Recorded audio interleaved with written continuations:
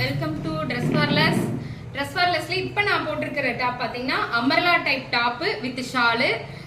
ஒரு நாவல் பழ colour plus white plus green colour காம்பினேஷனில் இருக்கு. ரொம்ப பெரிய shawl, pure cotton top with shawl.